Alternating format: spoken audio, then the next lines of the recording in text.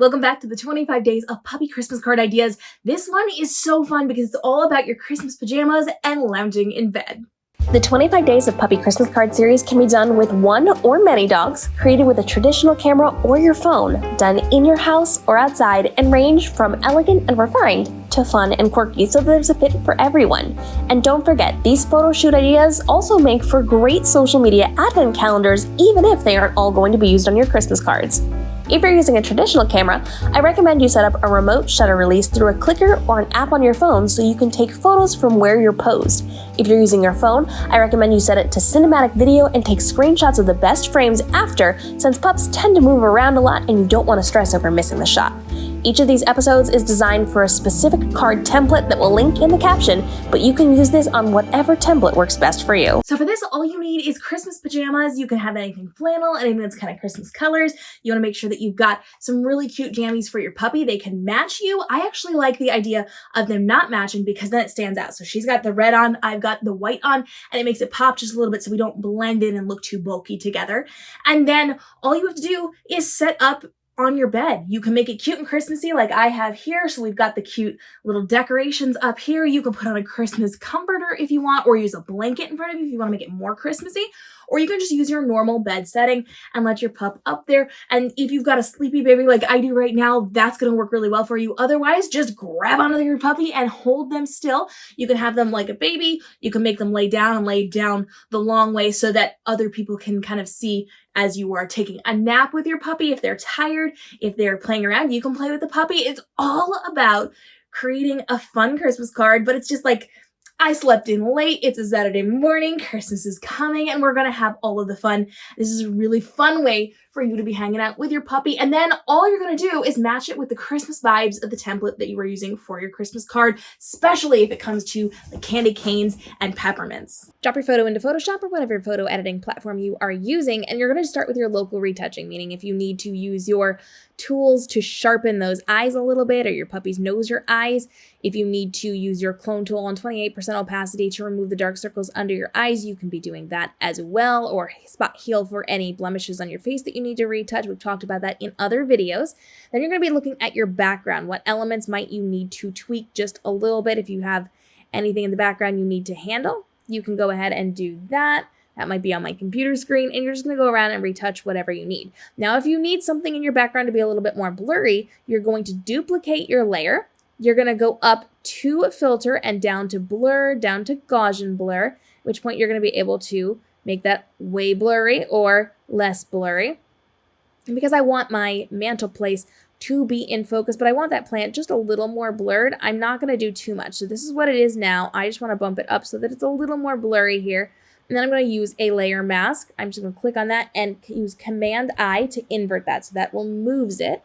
And then on a soft round brush, 100% opacity, I can just come back in and I can tweak anything that I want a little bit blurrier. So you can kind of see I didn't do the mantle because it's on the same plane as me, whereas those lights and the plants in the background are not.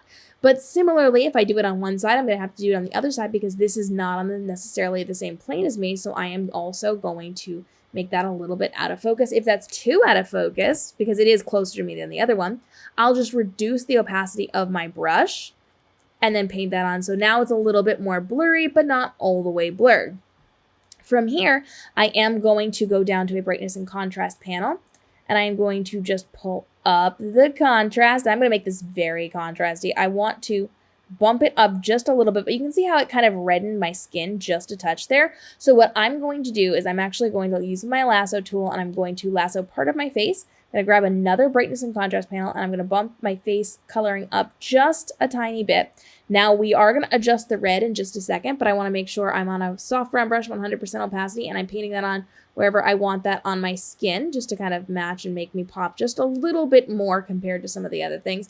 Now I'm going to grab that lasso tool again, and I'm going to create a circle, and I'm going to go down to my selective color. I am going to make sure I'm on my red setting, and then I'm going to pull down some of the magenta, and I'm going to pull down some of the yellow as well to neutralize the skin tone.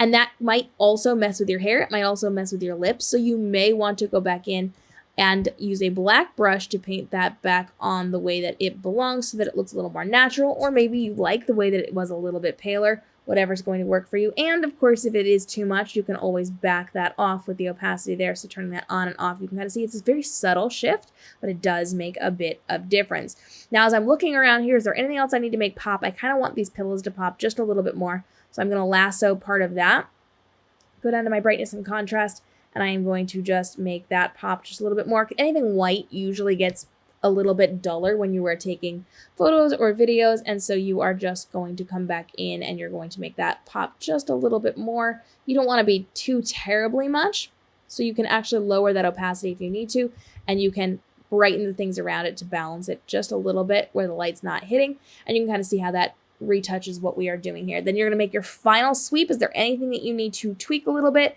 If you have fur that's a little bit discolored, you may need to go in and adjust some of that. I'm going to adjust her paw just a little bit because it's just slightly yellow inside of the way that the light was hitting it. So I'm going to go back to selective color, and I'm going to go into my neutrals.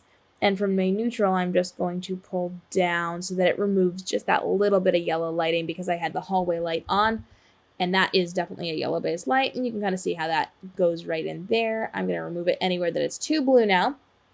And then I have my image. Then you can take your single image and drop it into your card. You're going to want to do something with "'Twas the Night Before Christmas" or "Silent Night" or "Not a Creature Was Stirring," not even a mouse. Something that has to do with sleeping and pajamas and Christmas and the night before Christmas and waking up Christmas morning. Whatever you want to do, whatever the vibe that is going to work for you is what you want to pull in.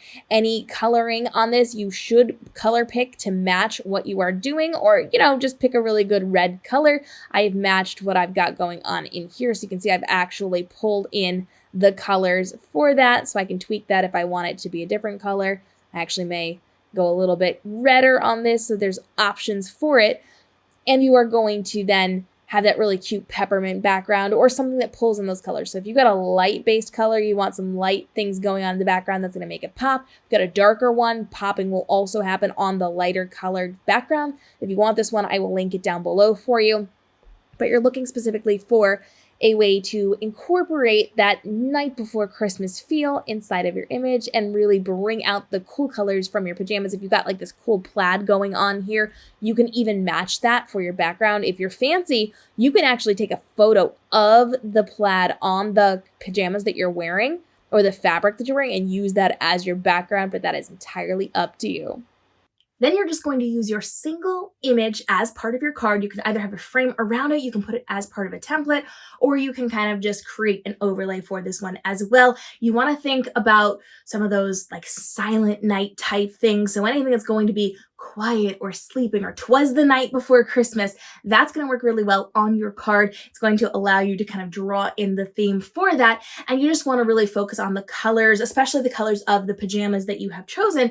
That's going to help your card to stand out as you're adding your frame to it, or you are adding it into your template or working with your overlay. Now we've got lots of fun ideas. These are really cool because there are 25 ideas that you can be doing. One is your Christmas card. 24 are your social media advent card ideas leading up to the big reveal of your Christmas card. We've got a whole series for you, so follow along for more. Subscribe if you have not, and we will give you some more really great puppy Christmas card ideas coming up.